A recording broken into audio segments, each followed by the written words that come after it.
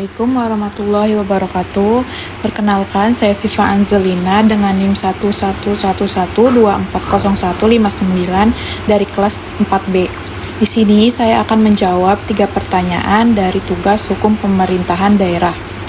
Jadi, yang pertama itu ada pertanyaan analisis apakah kebijakan pengurangan TKD oleh pemerintah pusat sesuai dengan prinsip otonomi daerah dalam sistem negara kesatuan Republik Indonesia, serta teori apa yang digunakan. Jadi jawabannya itu kebijakan pengurangan transfer ke daerah atau yang disebut TKD oleh pemerintah pusat dapat dinilai kurang sesuai dengan tujuan otonomi daerah. Kenapa? Karena TKD itu merupakan sumber keuangan penting bagi daerah untuk menjalankan pembangunan dan pelayanan publik. Jika TKD ini dikurangi, maka kemampuan daerah dalam melaksanakan kewenangannya juga bisa menurun. Tapi dalam sistem negara kesatuan Republik Indonesia, pemerintahan pusat tetap memiliki kewenangan tertinggi dalam mengatur keuangan negara. Jadi karena itu, pemerintah pusat berhak mengurangi TKD apabila bertujuan menjaga stabilitas ekonomi, efisiensi anggaran, atau kepentingan nasional lainnya.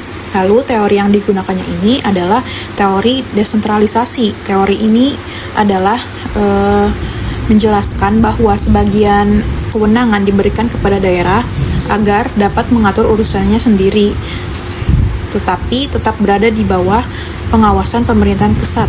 Karena Indonesia itu kan menganut negara kesatuan. Intinya itu pengurangan TKD ini dapat dibenarkan dalam sistem NKRI.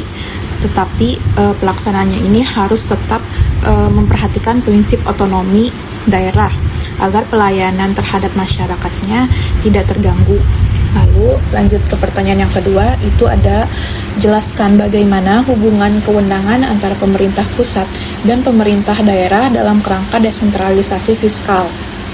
Jawabannya itu adalah hubungan kewenangan antara pemerintahan pusat dan pemerintahan daerah dalam kerangka desentralisasi fiskal adalah adanya pembagian kewenangan dalam pengelolaan keuangan negara antara pusat dan daerah.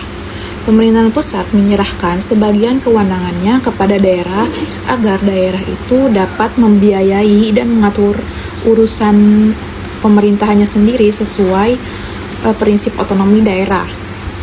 Lalu pemerintah pusat memiliki kewenangan dalam menetapkan kebijakan fiskal nasional, menyusun APBN, menentukan sumber penerimaan negara, serta memberikan dana transfer seperti dana alokasi umum, dana alokasi khusus, dan dana bagi hasil kepada daerah. Lalu selain itu juga pusat berwenang untuk melakukan pengawasan terhadap pengelolaan keuangan daerah agar tetap sesuai dengan peraturan perundang-undangan. Lalu sementara itu pemerintah daerah memiliki kewenangan untuk mengelola APBD, memungut pajak dan retribusi daerah, serta menggunakan anggaran daerah untuk pembangunan dan pelayanan publik sesuai kebutuhan masyarakat di daerahnya masing-masing. Dan hubungan kewenangan ini juga menunjukkan bahwa daerah diberikan hak untuk mengatur keuangannya sendiri, tetapi tetap dalam pengawasan pemerintahan pusat. Karena Indonesia itu menganut sistem negara kesatuan. Nah, intinya desentralisasi fiskal itu bukan berarti daerah bebas sepenuhnya, tapi juga ada koordinasi dan pengendalian dari pemerintahan pusat agar pembangunan nasional ini tetap berjalan dengan seimbang. Lalu selanjutnya ada pertanyaan yang ketiga, pertanyaan yang terakhir. Itu ada apakah tindakan pemerintah daerah yang menaikkan pajak daerah sebagai respon kebijakan pusat dapat dibenarkan secara hukum? Jelaskan berdasarkan asas hukum pemerintahan daerah. Jadi pada dasarnya ini tindakan pemerintah daerah yang menaikkan pajak daerah sebagai respons terhadap kebijakan pemerintah pusat dapat dibenarkan secara hukum selama dilakukan sesuai dengan ketentuan peraturan perundang-undangan dan asas pemerintahan daerah. Dalam sistem otonomi daerah, pemerintah daerah memiliki kewenangan untuk mengatur serta mengelola keuangan daerahnya sendiri guna membiayai pembangunan dan pelayanan masyarakat. Hal ini itu sejalan dengan asas desentralisasi dan asas otonomi daerah yang memberikan hak kepada daerah untuk menggali sumber pendapatan, termasuk melalui pajak daerah.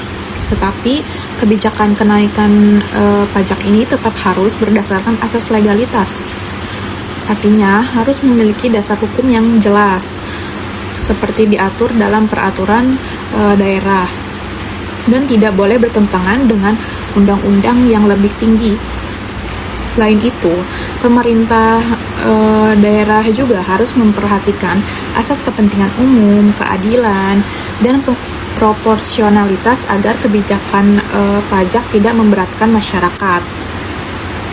Nah, jadi kenaikan pajak daerah ini dapat dianggap sah-sah aja apabila dilakukan sesuai kewenangan yang dimiliki daerah, memiliki dasar hukum yang jelas, dan juga bertujuan untuk kepentingan masyarakat serta pembangunan daerah.